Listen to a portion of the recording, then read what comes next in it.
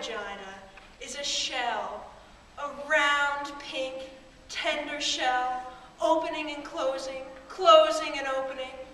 My vagina is a flower, an eccentric tulip, the center acute and deep, the scent delicate, the petals gentle but sturdy. I did not always know this. I learned this in the Vagina Workshop.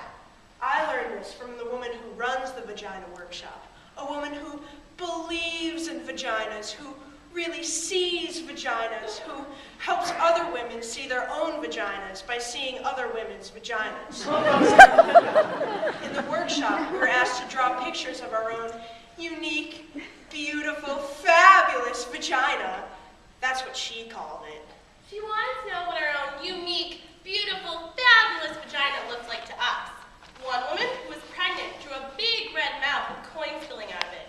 Another very skinny woman drew a large serving plate with a kind of Devonshire pattern on it. I drew a huge black dot with little squiggly lines around it.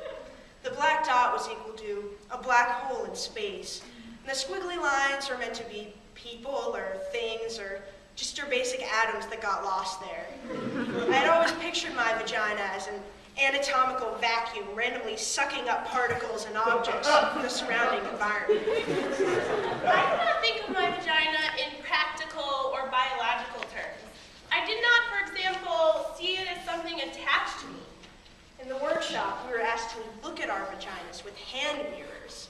Then, after careful examination, we were to verbally report to the group what we saw.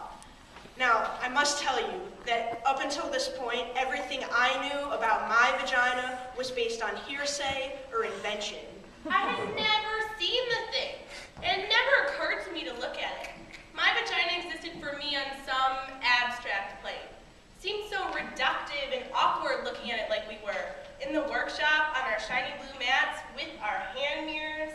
It reminded me of how the early astronomers must have felt with their primitive telescopes. It was quite unsettling at first, my vagina.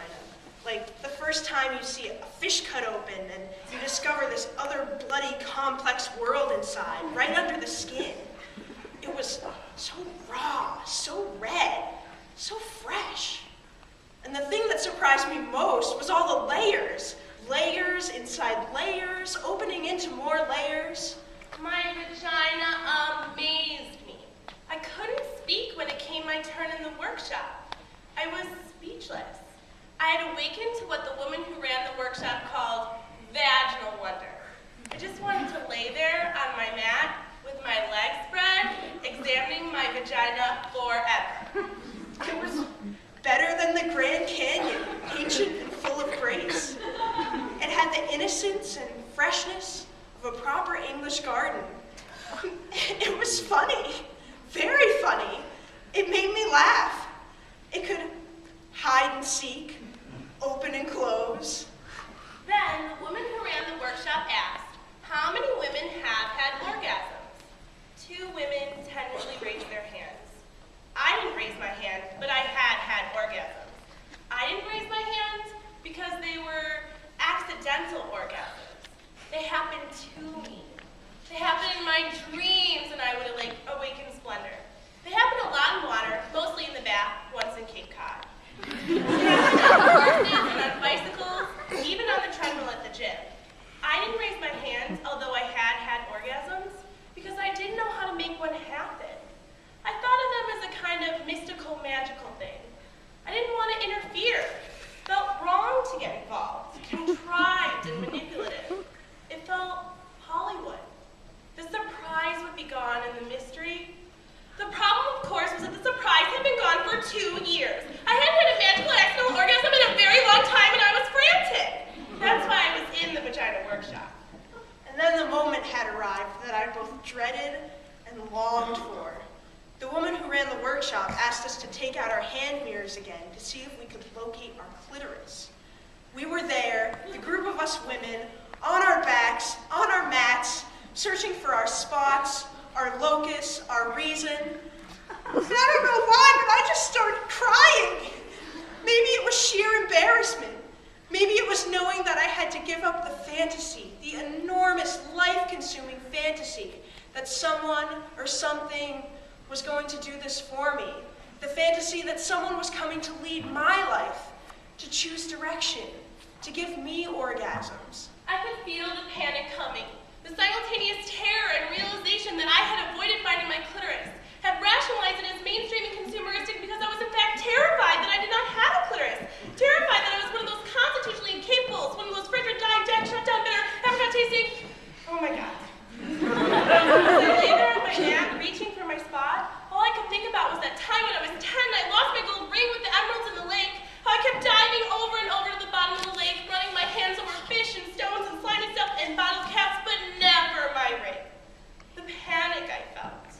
I knew I'd be punished. The woman who ran the workshop saw my insane scrambling, my heavy breathing, my sweating. She came over.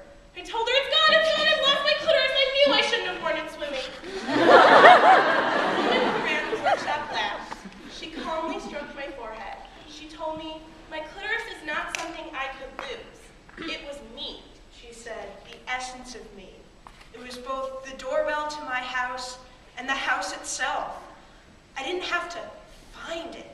I had to be it. Be it. Be my clitoris. Be my clitoris. I lay back and closed my eyes. I put the mirror down. I watched myself floating above myself. I watched as I slowly began to approach myself and re-enter. I felt like an astronaut re-entering the surface of the earth.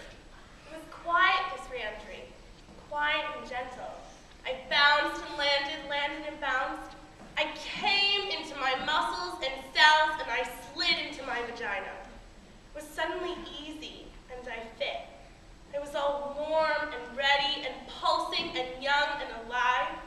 And then, without looking, with my eyes still closed, I put my finger on what had suddenly become me. There was a little quivering at first, which urged me to stay. Then the quivering became a quake, an eruption, the layers dividing and subdividing. Then the quaking broke open into an ancient horizon of light and silence, which opened onto a plane of music and colors and innocence and longing, and I felt connection. As I lay thrashing about on my little blue mat, My vagina is a shell, a tulip, and a destiny. I am arriving as I am beginning